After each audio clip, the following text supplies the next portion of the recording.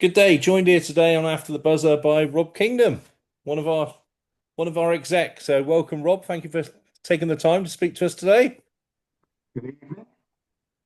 Um, Can I just say, Carl, it is me and you are used to interviewing people, but on one side of a table, and it's unusual for me to be on the opposite side of the table. So, yeah, but I'm not making. I this am is a going to make strange comments. thing.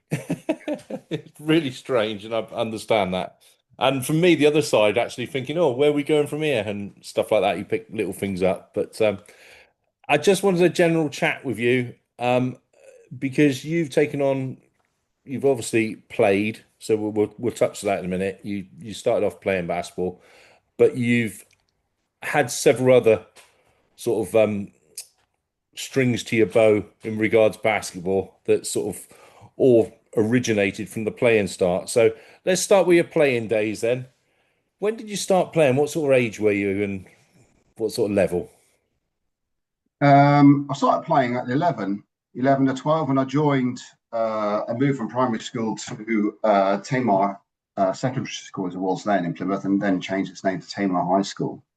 And started playing basketball there just as a sort of a lunchtime knock around. There were about 7 or 8 of us really that sort of picked up basketball then.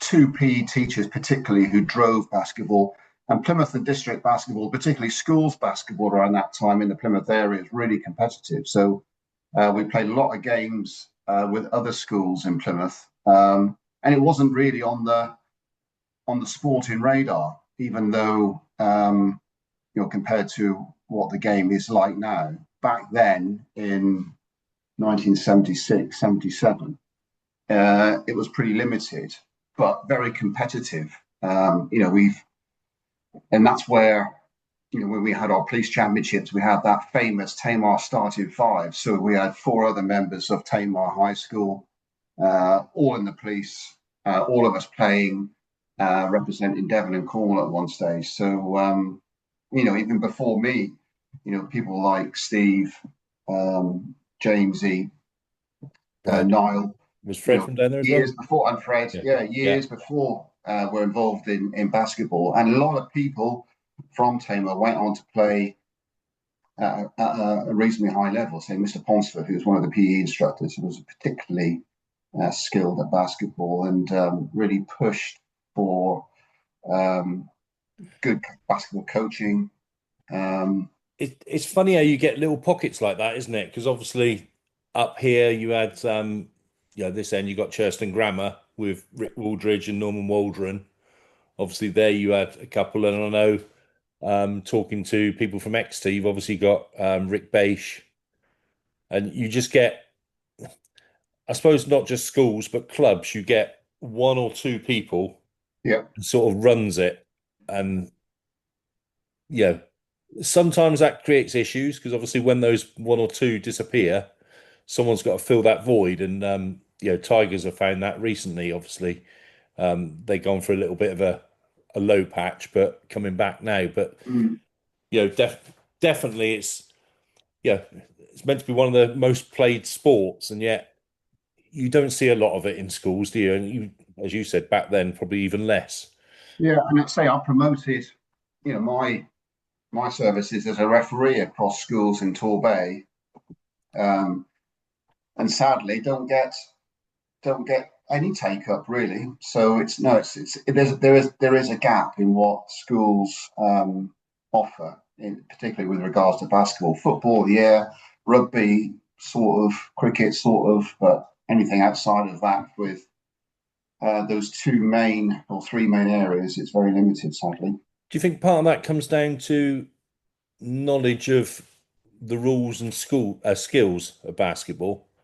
I mean, not trying to demean it, but everyone knows how to play football, don't they? Yeah, There's but it's as you touched upon, it's all down to individuals, isn't it? There's always a small minority of individuals who really push for, advocate for the sport and develop the sport locally, or whether in a club or within a region.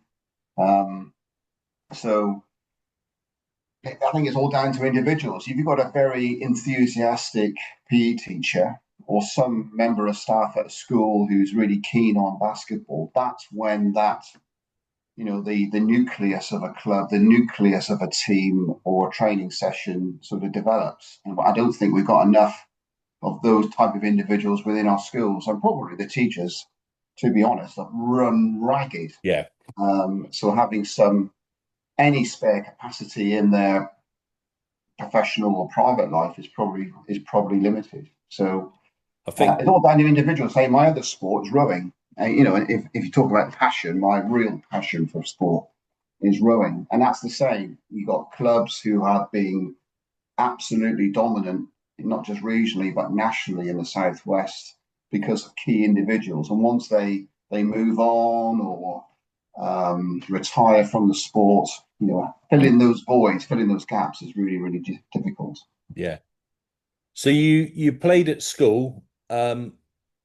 Did you carry on playing after school? Did you? Because No, I got a bit we're of told breaks now that's really. the area where we lose people, that transition between school basketball and adult basketball, if you like. Yeah, there were opportunities for me to step from school basketball. I sort of tailed off probably 15 or 16, when O levels sort of were more important than sport. So, and I think we all starburst. Our team starburst. We had some went to uni, some went to college, some went to uni, some went to work. Well, most went to work in the dockyard Yeah. because Tamar was a sort of a feeder school for a lot of the dockyard trades. And I was rowing at national rowing standard at 15, 16. So I was like a national schools champion and so I was doing a lot of rowing. So that sort of dominated my life really. I did a bit of basketball at school, but mainly I was rowing, and that's where my sporting sort of pathway took me. Okay. So was it, when you joined the role we were in, was that when you next took up playing basketball more or less, or It was because I didn't really know about basketball. Then I heard, I think it's with John Jackson, that I joined the police with John, and he played pretty at a reasonably high level up in Lancashire as a schoolboy and as a senior, and told me about. By chance, just bumped into him and said he's playing basketball. I thought, oh, where's that? And he said for the police, and I never realised that there was there's a opportunities police to team? play Yeah. basketball for the police, and then I went along and yeah, I wasn't much cop, but they took me under the wing, and we travelled a fair bit, didn't we? Doing a bit of I was basketball going to over say over the UK. we did both the Plymouth League and the Exeter League, and obviously the national side, which took us to play Edinburgh, and Yeah, I was particularly remember. I think one year we didn't qualify for the nationals, and we ended up going over to Ireland. yeah, Um, we had a trip in Clorglin, or wherever it was on the west coast of Ireland, wasn't it? It was fantastic. and the playing, the bit I remember is playing in that small. I want to call it a church hall, but it wasn't. It was like a school hall, wasn't it, with a stage at one end, Yeah, the with the basket overhanging where people could actually move the basket when you were playing towards it, and yeah. going along well, the edge of the court. You were lucky if you didn't lose your arm on a fire extinguisher clamp or something like that. And the basket at the far end was against a wall, so you had no runoff. It was a health and safety nightmare, and the floor was rubbish. But it just happened to be near to a Guinness factory, which was the bonus. That was all right. I think the basketball took a second place there. That And was quite, there was some that good. was quite entertaining, wasn't it? Because we had a few. Anyway, probably not Yeah, for a no. podcast. That probably not for a podcast. No. Apart from the bloke who passed out in the pub in the evening. Yes. Yeah. Yeah. Did a bit of CPR on him, and then we had a late arrival back at the guest house, didn't we? One of Yes. our team. We Yeah. couldn't get in. But yeah, and obviously, like you say, we travelled a bit with the force team. Mhm. Finals in Edinburgh, Wales, in obviously the Millennium, which was, if I'm honest, probably one of our. It wasn't our greatest achievement, but I thought it was a really good achievement for the force at the time. I think that was the first time we got into the second days, Well, qualified from the group stage, basically, wasn't it? Or one of the first. yeah, yeah. The first joint ladies and men's event. Huge event, wasn't it? It was Yeah. massive. Loads of people, loads of spectators as well.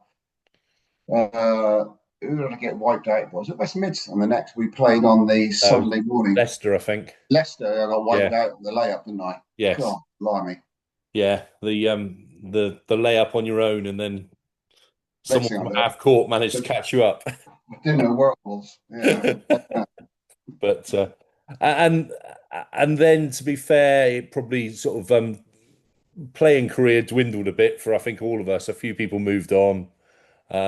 It got a bit more difficult at work, and like all of us, we're all getting a bit older and a bit slower, and in my case, a bit wider, which obviously helps stopping people get round you. It takes them longer to get round me, but um, it starts aching a bit more, should we say, when you're playing. It takes longer to recover. Well, we were playing at a pretty decent level, weren't we? We had some really good players on our side, and we had people like me. Um, so we were playing at a really fast rate, and I kept saying that I knew what the guy in front was doing. My brain was telling me exactly what was going to happen, but my legs and the rest of my body just wouldn't Yeah, receive those signals as quick as they used to. Even though I was reasonably fit back then, it just you lose that immediacy, that opportunity to just change direction. So yeah, it got a bit past me really. and then you stepped into officiating, floor officiating. Yeah, you set me up. Um, Was it that way? Do you know? I honestly couldn't remember. I was going yeah, to ask how right. did that come about? There was I think it was just before or just after I retired from the police. They said, right, you got nothing on your plate now, so you might as well officiate. So I did Bolty's course, and how long was that now? Must be 9 years, 10. It was 10 years. I've been retired from the Right. police 10 years, so it must be 10 years now. I must Well, be it doesn't take up much of your still time, trying to surely, officiate. officiating. Sorry. Doesn't take up much of your time officiating, surely. Well, a certain part of the year, it's pretty full on, isn't it? Really, Yeah. we could do with more officials. We're all getting older. We would welcome some younger blood coming into the sport to support our teams across Exeter and District, and we have had some really We've had, decent yeah. referees joining us over the last couple of years. It's been really, really good to see these new people coming on board. I can remember, refereeing your first couple of games, how your brain just wouldn't process all that data. Uh, so in a way that you think you could officiate, but and I can see Sorry. the look at Yeah. the faces, even though these are very, very intelligent people from the university who are stepping into the officials' shoes.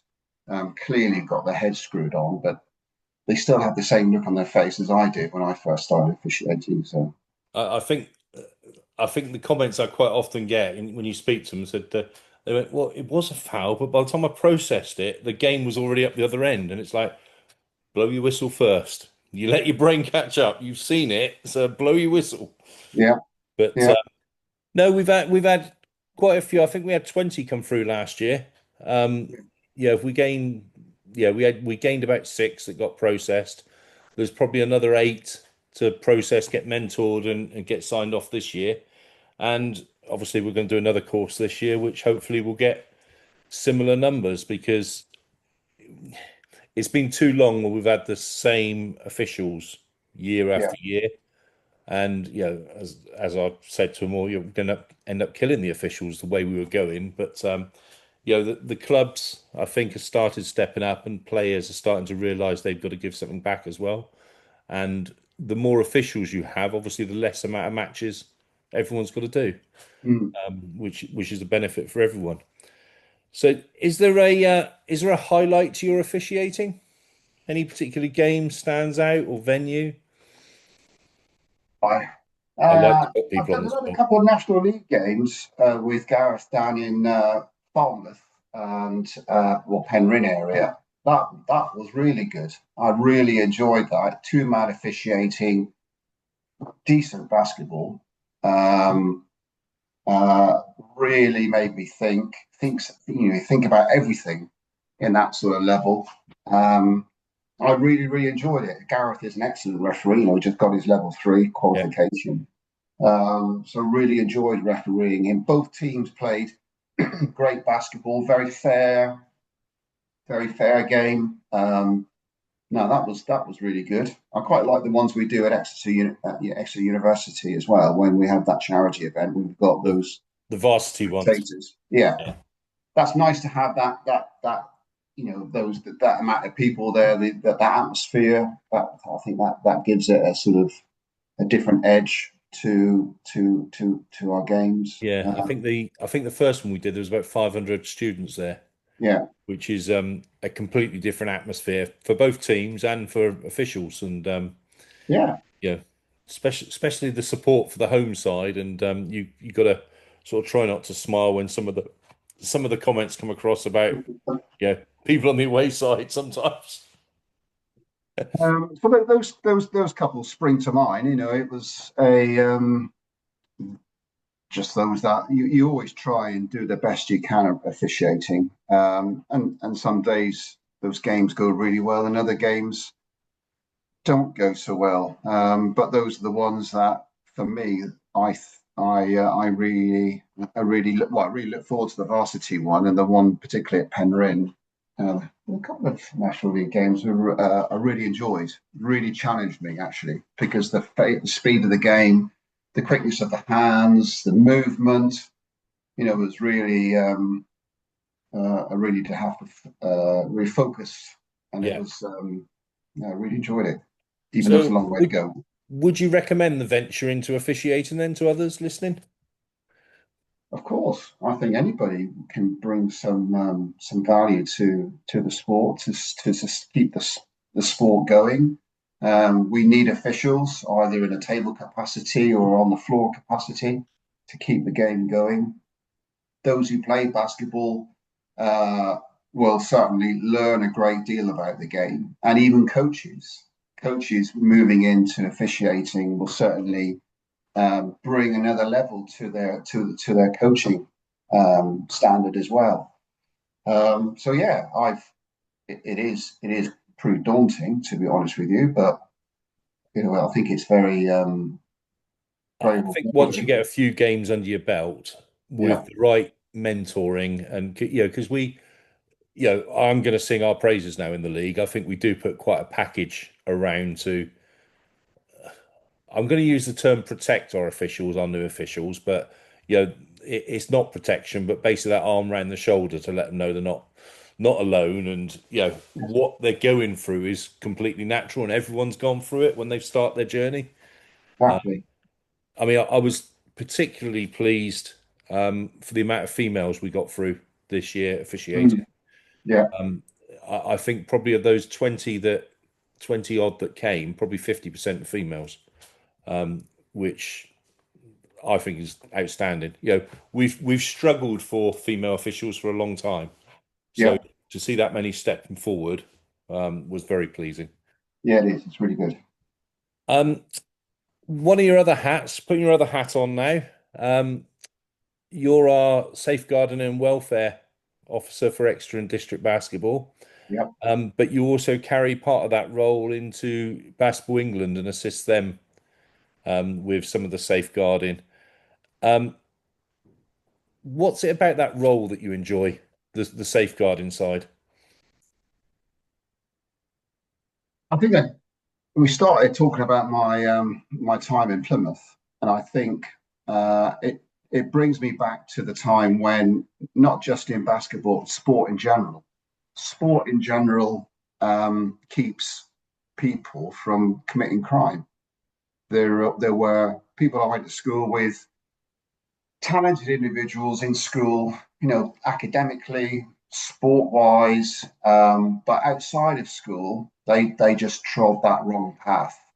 Um, and looking back on it, there is a possibility for me to tread that wrong path as well. But what kept me on the right path was sport. For me, it was predominantly rowing and basketball. They had really strong mentors within both of those sporting environments. To say we had two great PE teachers at Tamar that really looked after us, that were role models with regards to our the way that we address sport, the way we focused on what we were doing. I had the same level of support and mentoring in rowing as well. Great role models. Really kept me from wandering off and potentially getting involved in the wrong crowd. Which set me up to join the police if there was no opportunity for me to join the police if I had wavered.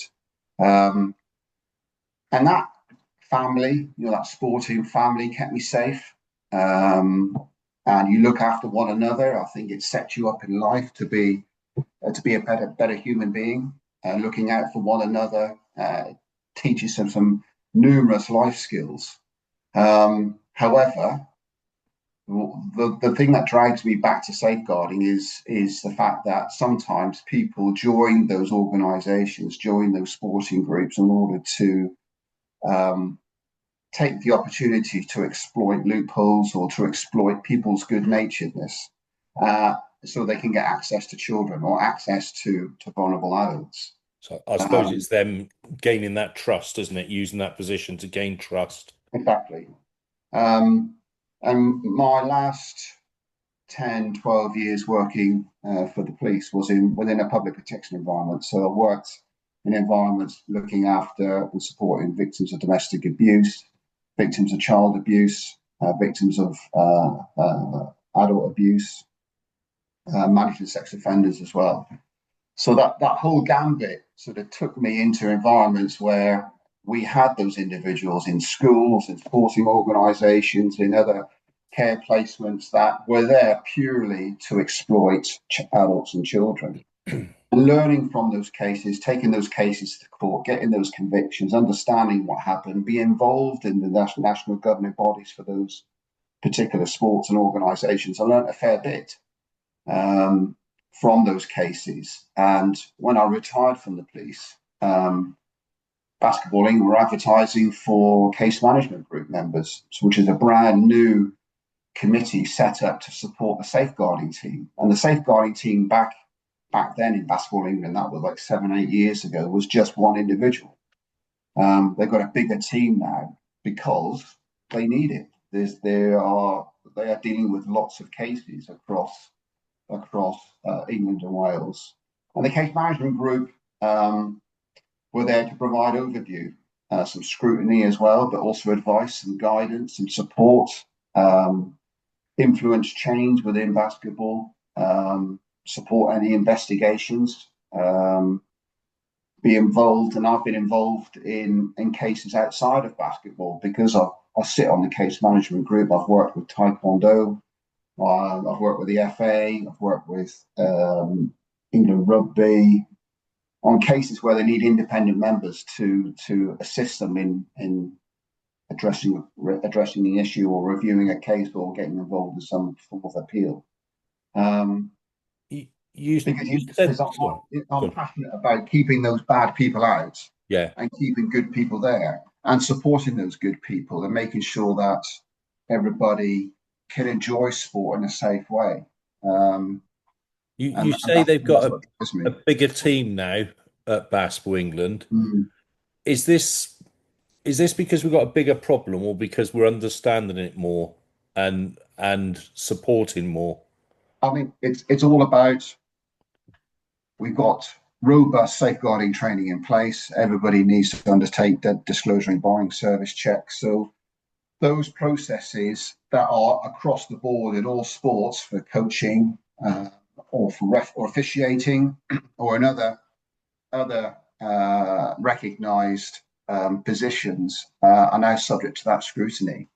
No, there isn't more cases that require more staff. The fact is, you need that amount of staff in place in order to manage all those different silos of work. Um, so I think now they're getting near to be adequately staffed. They've got a head of safeguarding and two safeguarding caseworkers, and you've got members from the case management team to provide additional support. In fact, tomorrow morning at 11 o'clock, I've got another case conference with them. So it's they are busy, but most sporting organisations, safeguarding teams are busy. My other hat, safe rowing, I'm the Southwest Regional Lead for safeguarding for British rowing. I quite often speak to the head of safeguarding for British rowing, and again, they're expanding their staffing to meet those additional silos of work. It's just the way it is. You know, my professional life, I'm safeguarding with the Catholic Church, and like all faith organisations, there are some challenges out there, and you meet those challenges by making sure you've got the right staff in place to take on those challenges and change the direction of this particularly long super tanker. Faith's going through it, sports going through it as well. So Yeah, I think I'm right, but please correct me if I'm wrong. The role within Basketball England, the case management group, yeah, management group, thank you. That's a voluntary role, isn't it? So, yeah, yeah, this is yeah, your passion for safeguarding that's coming through, basically, to yeah. to do what Yeah. you can to support it. Yeah, Um, say rowing and all my safeguarding work I do for the rowing club, for Exeter and District Basketballing is all voluntary. Yeah. yeah, and although there's always something more we can do, do you think we're doing enough in what we do, or are there areas we need to concentrate more on or pay more attention to? I'm sorry, that's putting you on the spot slightly, and I'm not. No, I think for we talked about protecting officials, and that for me is one of those areas where all organisations need to be more robust with regards to their policies, their processes regarding protecting officials.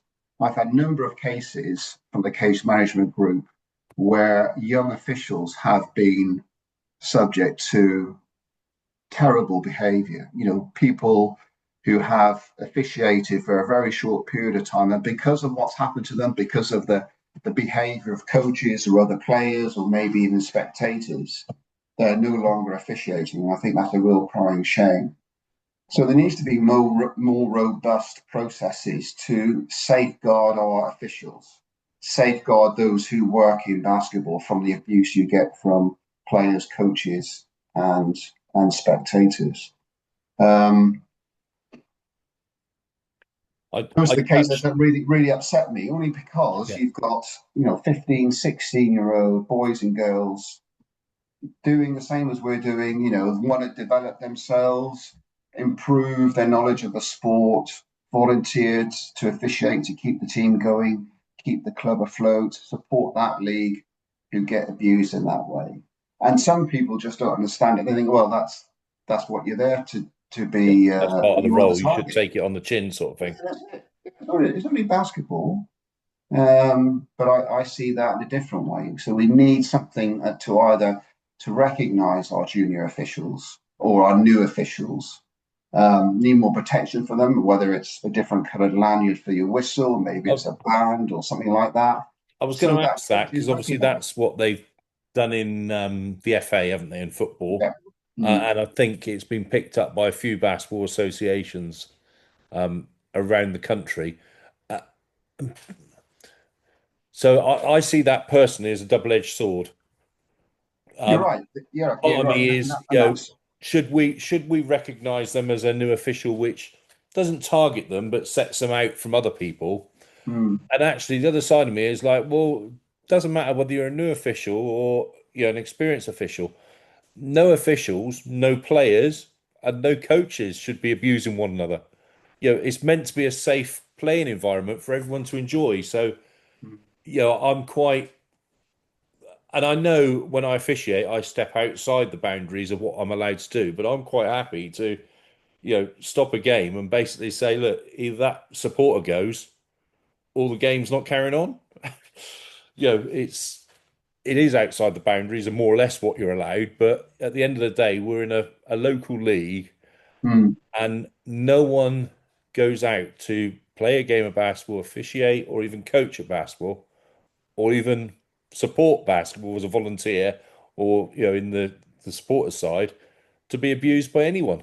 yeah. It's And yeah, we play the sport and support the sport in an environment where 99 times out of 100 that level of respect is maintained. However, other parts of the country, in cases that I read, it those levels of respect are not there. Um, and those leagues will suffer. They will suffer for the fact of not having officials. They'll suffer from the fact that people will be turned off and not continue their sport of basketball. And I think that's a real shame. it's a sad reflection of the game if it Mm, gets to that stage, and I wouldn't want anyone to be hounded out, so to speak, due to that side. I did. I touched on um, with Troy when I was speaking to Troy about you know how he's changed as a coach. What side has he changed, and also whether his behaviour or his players' behaviour reflects his behaviour. Which he's quite honest about. He said he's mellowed as he's got older. Albeit he's only 34 now, but he's mellowed. But yeah, he will talk to officials, but not abuse them, not shout at them. And he says definitely, the players' behaviour reflects what their coach is like, which to a degree, yeah, I accept. You've got other players, particularly some of the statements that I read, who recognise that their coach is an absolute prat, who don't agree with the way that they're behaving or what they're saying. Um, but they're still there because they love the sport, and that's they're lumbered with having a coach who's a prat, who does kick off, who is offensive or abusive. But because they want to continue in the sport, because they're in an environment where it's one of those pathways to perhaps getting to uni or to a having a some form of opportunity to play in the States or play overseas, they stick with it. And the trouble is, those coaches have a lot of power, even yeah, though their players can see their prats and see that they are not the role models that they should be. Sadly, they stick with it because they know in the fullness of time they're hopefully going to be progressed to a US scholarship or getting some form of support with some of the big teams in UK or abroad. So okay. One of the other aspects that I'm aware of that I'm going to bring up, I think almost because of your interaction with Basketball England, sort of introduced you, but you went to the Commonwealth Games, didn't you, when it was held in this country? I did, yeah. That was fantastic. And just to get behind the scenes of a major sporting event was really, really great. Um, we got contacted, or a lot of Basketball England staff got contacted to say it's being held in Birmingham. Would you like to represent Basketball England at this at the Commonwealth Games? If you do, here's the application. Stick your name down. So I stuck my name down, not thinking I would get anywhere near the place, and I got involved in the well, supporting both the wheelchair basketball and the 3x3 games at Birmingham. It was brilliant. I was up there for nearly 2 weeks, um, running around like headless chicken, doing really really long days, managing just a small bunch to look after the courts, look after the balls, look after all the equipment. Brilliant, great 2 weeks nearly up there. Yeah, really good. Really enjoyed it. Still got me kits. I should have put my kit on tonight, shouldn't I? Really, should have put the old Commonwealth Games kit on. But no, So, that was really good. The training went up to Birmingham a couple of times, did the training, and then spent a couple of days sort of getting used to the court setup. Then the teams arrived for warm ups. Sort of met most of them, and then the game started in earnest. So no, it was.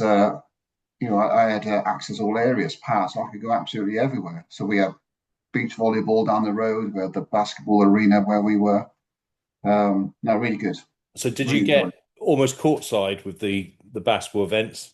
Close to the it. Oh, action when they were yeah, live. right on the court. Yeah, right there. So every change of game, I was there sorting out all the ice drinks on the court side, checking the ball pressures every day, checking the nets, checking the court, keeping the court clean. What else were we involved with? Ice, making sure we got a lot of ice on arrival, keeping the outside courts clean and safe for the warm ups as well. Got to meet all the teams. Went for a drink with the ladies, the Australian ladies. They're all like big girls, lovely people. Their coach was an American lad. Very funny.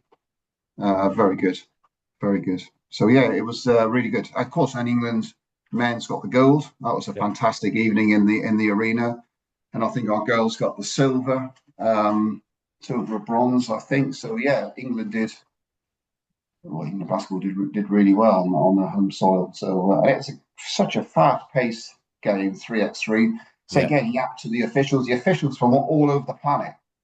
A lot of African officials, Australasia, all over the world. They came in to referee, so it was good to catch up with them and see what back to all the different backgrounds. So it was good to chat. And a bit different the officiating on 3x3. Yeah, yeah, Expecting a lot more contact. You've almost got to wipe someone out completely to get anything. absolutely, that's the nature of the game because that's what they said. It really has to be quite obvious Yeah. major foul to for them to call that. But the game they just got on with the game. Players knew exactly what level of contact was accepted. There was hardly any dissent, any criticism of the referees with regards to that part of the game. Yeah, very fast paced. I was going to be fair, with 10 minutes, you haven't got time to argue with referee anyway.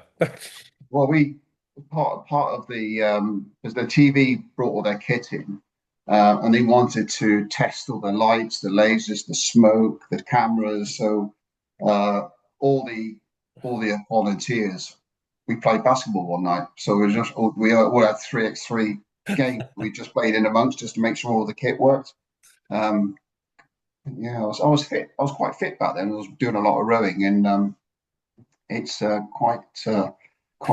Yeah, quite tough.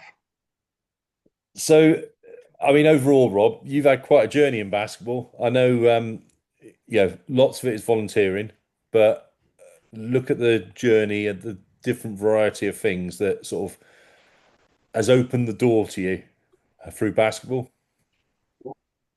It's really. I'm sort of sitting down and thinking back as we've done this evening. Yeah, there's been a fair bit, really. Yeah, and I do take on a fair bit. Let's say let's keep mentioning rowing on the secretary of Plymouth Rowing Club. We're hosting the South Coast Championships in September, so I'm the chair of that, as well as the responsibilities for Exeter District and Basketball England. Yeah, I do have a fair bit on my plate, Uh, voluntary wise, but sports my passion. Sports our passion, isn't it? And yeah, you do these things in order to and you know open the doors for other people to enjoy what we enjoy. and I think that's come across. I mean, we've done several of these podcasts now, and that's almost comes across regularly with the people we've spoken to. It sort of takes over your life because you're so involved in it and but want to be involved. It's not something you're press ganged into because those people, yeah, leave. But once you, I suppose it's a bit like fishing. Someone's put the line out there in front. Once you're caught, aren't you? Mm, yeah, But yeah. I've got to say, I'm very lucky to have a very supportive wife at my third attempt. Um, so now she supports everything that I do sporting wise. I say my going back to my first wife, Debbie, who was an official in Exeter District and a player for the yeah, police. So yeah, basketball sort of followed me through all my different and it would be challenges. wrong of me to almost wrap up without saying and of course being a Plymouth lad, you're down there in your pilgrim top there, your Plymouth Argyle top. Yeah, arrived on Saturday. The new kit for the new season. I said to you before the start of the interview that I wasn't going to wear my shirt like yours, so I had to find something a little bit different. So I'm putting the new top on for this. So how's the Brighton season going match. to go then? Predictions. Um, say Ryan Hardy, our striker, has just left for Wrexham. We've got a brand new manager. Let's hope that our recruitment can fill the voids left by Ryan, but maybe a couple of others that may be leaving the club because of our League One position. Hopefully, we can recruit soundly to challenge for a League One playoff. Really, if we get in the playoffs next season, I'll be really happy. There's a lot of my season ticket colleagues who are thinking we're going to just walk the league. We won't walk the league. There's some really good teams in League One. But if we get the playoffs with a new manager and certainly a new team, maybe even new setup, I think that would be a really successful season. I was asking about how you thought the basketball season was going to go for next year, but thanks to the up. No, I'm joking.